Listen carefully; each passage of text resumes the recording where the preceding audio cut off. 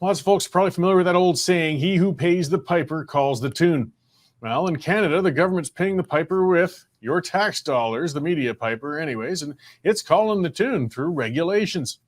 I mean, the CBC, they've pretty much nearly completed their transformation into a true state media outlet. I mean, newscasts, pundits, and stories on CBC, they sound more like communications for the governing Liberal Party than actually reporting news anymore.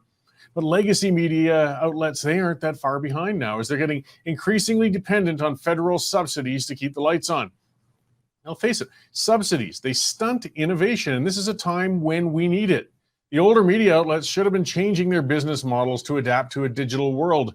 Instead, they've been honing their lobbying skills and becoming, getting better at accepting handouts and putting that into their budget. Now they're beholden to the government, and it shows. And the controls the government has on them can be subtle, but they're there.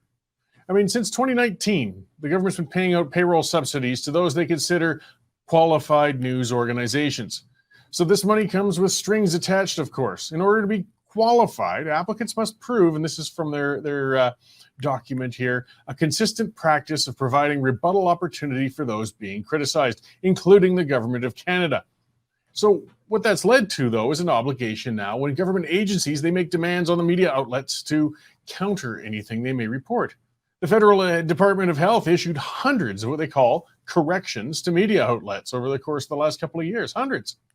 Other departments of the government surely have been doing the same sort of thing.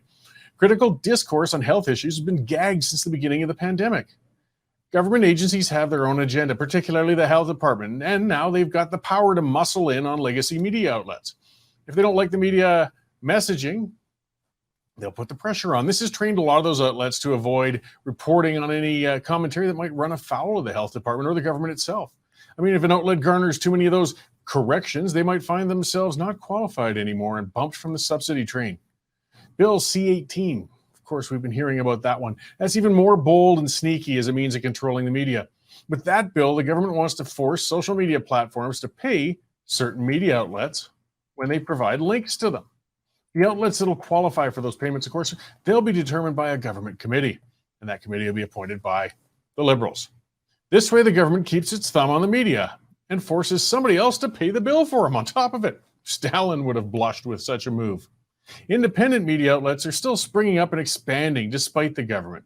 These outlets have shunned government subsidies and tapped into the private market to pay their bills, whether through subscriptions or advertising or both, like we do here at the Western Standard. This allows the outlets to maintain full independence from the government. Independent outlets are dependent, though, on social media platforms to aid with their distribution. Independent outlets don't have mandatory carriage on cable channels as legacy outlets do, and they don't have the means for broader advertising to draw readers and viewers like some of those legacy media outlets do. We need Twitter, YouTube, Meta, Google, all of those ones to get to people out there. The government's recognized this, and now they've seen a way to shut down independent media outlets with C-18. Because, not only will the media outlets be forced to pay out certain media outlets, I should say the social media outlets be forced to pay that out to media outlets, they'll be leaving the independent outlets out to dry. They won't be able to compete. They might not even get links through them. Now, right now, Meta and Google are threatening to drop links to all news sites, whether independent or legacy, as a response to the Trudeau government's heavy-handed approach. And can you blame them?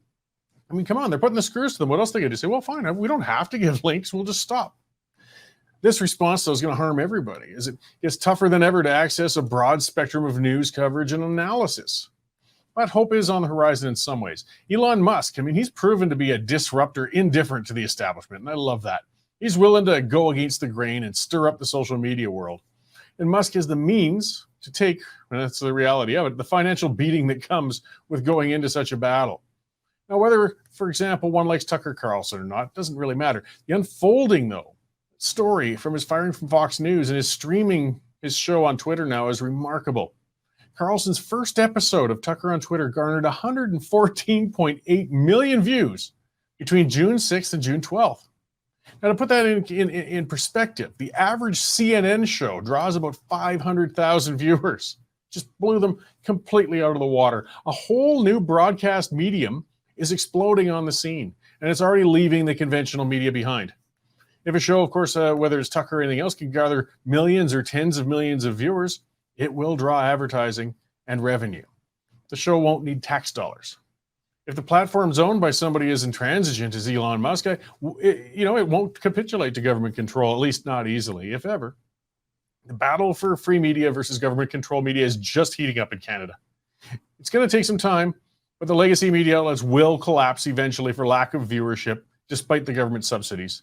And we will see independent media outlets. Some will come, some will go, but eventually they will establish the new order of media provision.